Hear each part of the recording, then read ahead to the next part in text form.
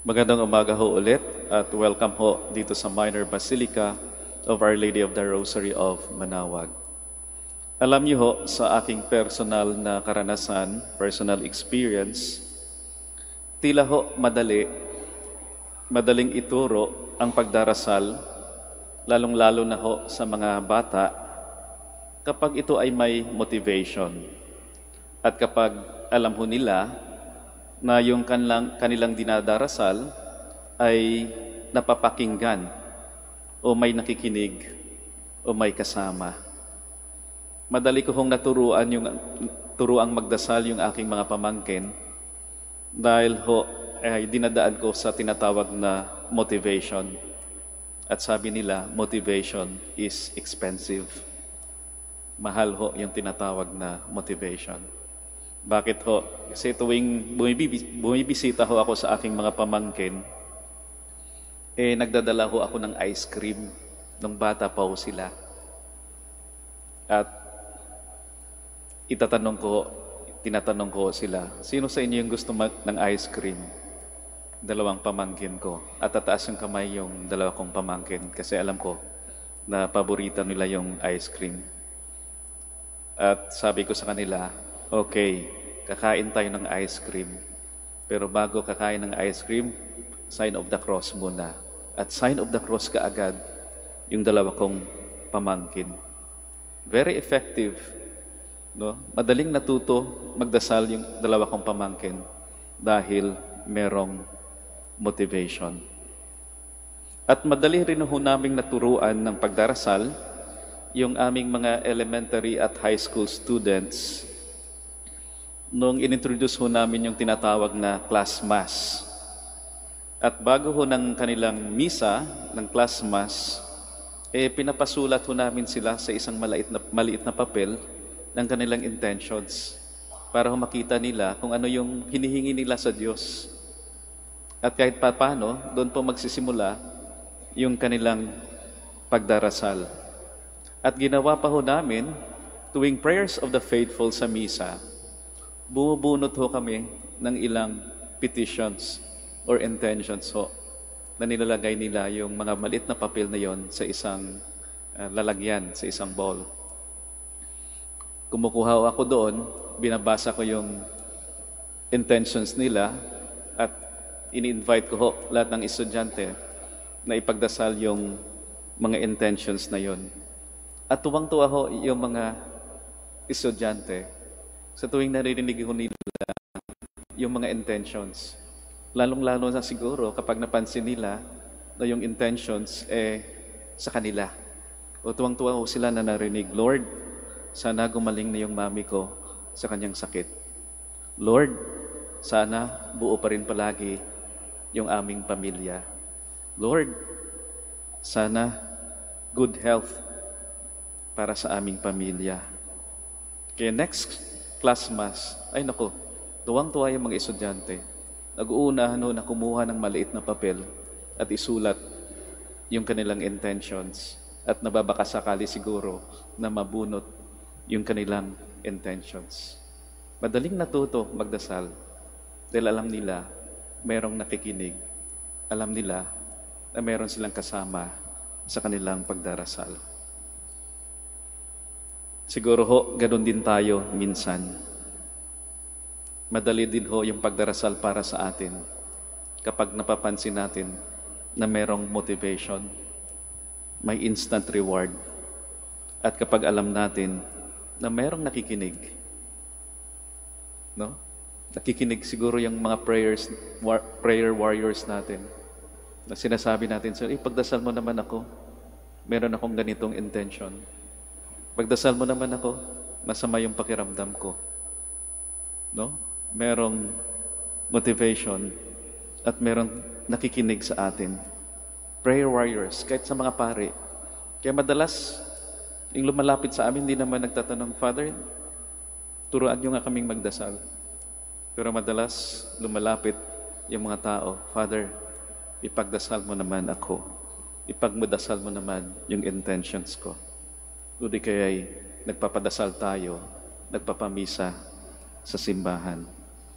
Ganado ho tayo sa pagdarasal kapag may motivation at merong companion, merong kasama. At siguro para sa atin, yun yung basics ng pagdarasal, the basic of prayer. Sa ating hong ebanghelyo sa araw na ito, narinig ho natin na may lumapit hong isang alagad sa ating Panginoon. Nakiusap na turuan ho siyang magdasal. Marahil ho nakikita niya na madasalin yung ating Panginoon at nais niyang gayahin sa pagdarasal yung ating Panginoon. At pinagbigyan naman ho siya ng ating Panginoon, tinuruang magdasal ng ating Panginoon. At di lang ho kung ano ang itinuro ho ng ating Panginoon sa kanya, hindi lang ho kung ano ang pagdarasal, kundi ang buhay pagdarasal. The Our Father, the prayer, the Our Father, is not only about the what of prayer, kung ano bang dapat nating ipagdasal, but also, and more importantly, about a life of prayer. Kaya sa dasal na Ama namin, Our Father, makikita ho natin dyan ang buhay pagdarasal, ang buhay na ninanais ng Diyos para sa atin. Ano po yun? Una, a life of obedience. Obedience to the will of God. Your kingdom come, sinasabi natin sa Our Father. Next, a life of trust. Pagtitiwala sa Diyos. Give us each day our daily bread. And a life of forgiveness. Forgive us our sins. And a life of holiness. Do not subject us to the final tests. Yun po yung makikita natin sa Our Father. Hindi lang ho yung what of prayer, but a life of prayer. And without this life of prayer, our prayers, our intentions would be meaningless. Prayers with motivation and companion could be meaningless without a life of prayer that our Lord wants us to live. Halimbawa ho, pinagdadasal natin, o pinagdadasal niyo ho, na sana magbago na yung masungit niyo na biyenan. Nagbago, pero pag walang kapatawaran, baliwala ho ang ating pinagdadasal. Kaya sa ating unang pagbasa, isa sa mga paborito ko ho, yung kwento ni Jonah. Bakit ho? Nagsistruggle din siya sa kanyang prayer life, sa kanyang pakikipag-usap sa Diyos. Bakit ho? Walang motivation, walang kasama. Nagtatampo pa nga siya, galit na gusto niya nang mamatay. Jonah was struggling in his prayer life. Kasi yung kanyang pagdarasal, ang kanyang pakikipag-ugnay sa Diyos ay nababase lang sa motivation, kundi kaya'y companion, kasama.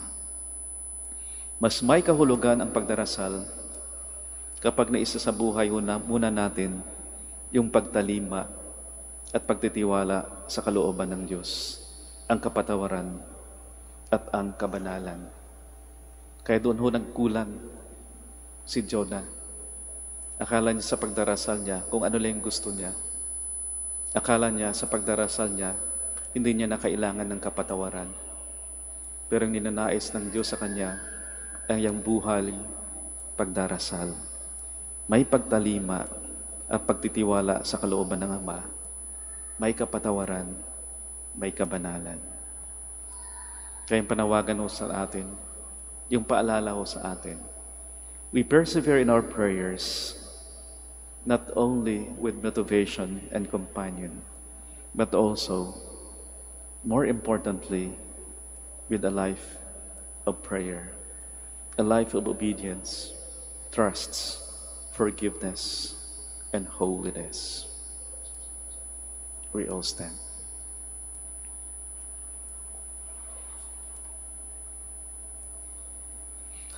My dear sisters and brothers, let us pray to our Heavenly Father with complete trusts as we say, Lord, hear our prayer. Lord, hear our prayer, that the Church throughout the world may always express a deep trust in the coming of the Father's kingdom of love, justice, and peace. Let us pray to the Lord. Lord, hear our prayer. That amidst the difficulties of life, we may go on praying and never give in to temptations. Let us pray to the Lord. Lord, hear our prayer. That we may have sufficient bread to meet our daily needs and the greatness of heart to forgive our enemies. Let us pray to the Lord. Lord, hear our prayer. That the sick and those who experience serious difficulties in life may be helped by their neighbors as they carry their cross. Let us pray to the Lord. Lord, hear our prayer. For the intentions of this Mass and for our personal intentions, let us pray to the Lord. Lord, hear our prayer. That the dead may see the Lord face to face in his eternal home in paradise. Let us pray to the Lord. Lord, hear our prayer.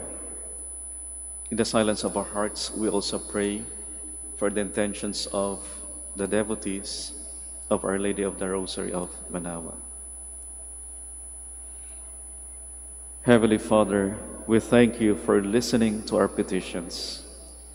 Help us to trust always in your loving ways and to accept your will in our lives.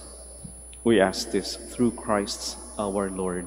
Amen. Please be seated.